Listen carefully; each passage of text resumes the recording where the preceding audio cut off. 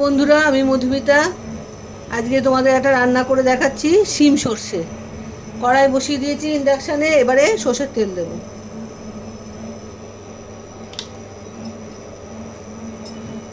তেলটা একটু গরম হোক।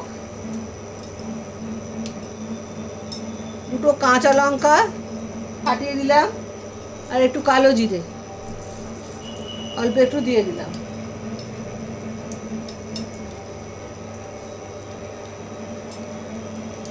একটু তেলটা গরম হোক, তারপরে দেখাচ্ছি কি করব। তেলটা গরম হয়ে গেছে।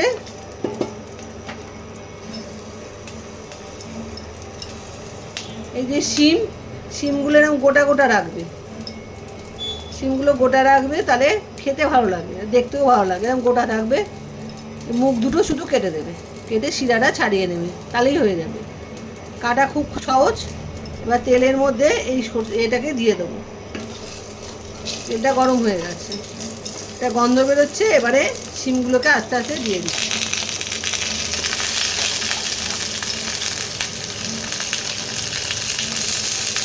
প্রথমে শিমগুলোকে একটু ভাজা ভাজা করে নিতে হবে। এমনি নুন টুন কিছু দেবে না, এমনি একটু ভাজা ভাজা করে নিতে হবে। শিমগুলো একটু ভাজা ভাজা হয়ে গেছে, এর থেকে বেশি ভাজা যাবে না, তাহলে লাল লাল দাগ হয়ে যাবে। মধ্যিখানটা ফাঁকা করলাম, করে একটু তেল দিলাম।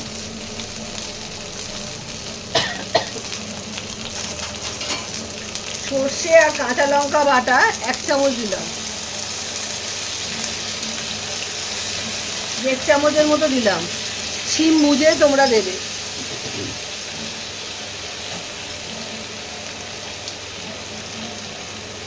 হলুদ গুঁড়ো আন্দাজ মতো,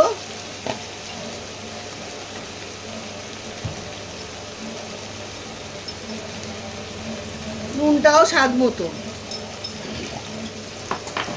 এবারে সামান্য একটু জল ওই মশলার মধ্যে দেব, নাহলে মশলাটা হয়ে যাবে, পুড়ে যাবে।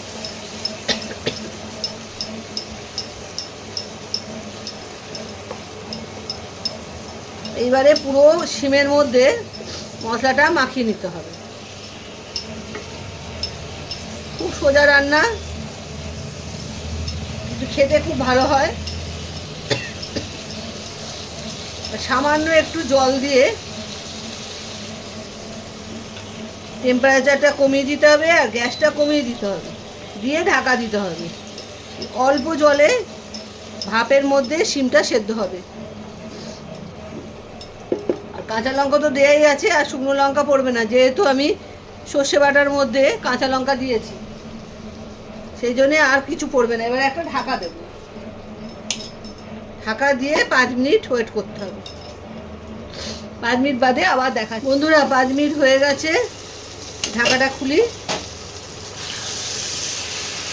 দেখো হয়ে এসছে, আর এই সামান্য একটু গায়ে মাখা মাখা ঝোল আছে। এবারে আমি একটু ধনেপাতা কুচি ওপর থেকে দিয়ে দিচ্ছি। না হওয়ার সময় ধনেপাতা কুচিটা দেবে, তাহলে খুব সুন্দর একটা গন্ধ বেরোবে। ভালো করে নাড়িয়ে নিলাম। এবারে নামিয়ে ফেলবো। দেখলে তো শিম সর্ষে কত সোজা আর কত তাড়াতাড়ি হয়ে যায়, খেতেও কিন্তু দুর্দান্ত হয়। এরকম গায়ে মাখা মাখা নামাবে, তাহলে খেতে খুব ভালো লাগে। এবার আমি নামিয়ে ফেলছি, নামিয়ে তোমাদের দেখাচ্ছি। ঢেলে নিয়েছি, রেডি হয়ে গেছে শিম সর্ষে। তোমরাও চটজলদি রান্না করে নিতে পারো এইভাবে। খুব সোজা রান্না, খেতে খুব ভালো হয়।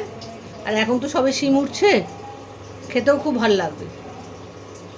পুরো ভিডিওটা দেখো, দেখে বন্ধুদের নিজেরা করে খেও, আর বন্ধুদের মধ্যে শেয়ার করো, লাইক করো, সাবস্ক্রাইব করো। আজ তাহলে আসি, আজ আবার একটা রান্না নিয়ে তোমাদের দেখাবো। বাই।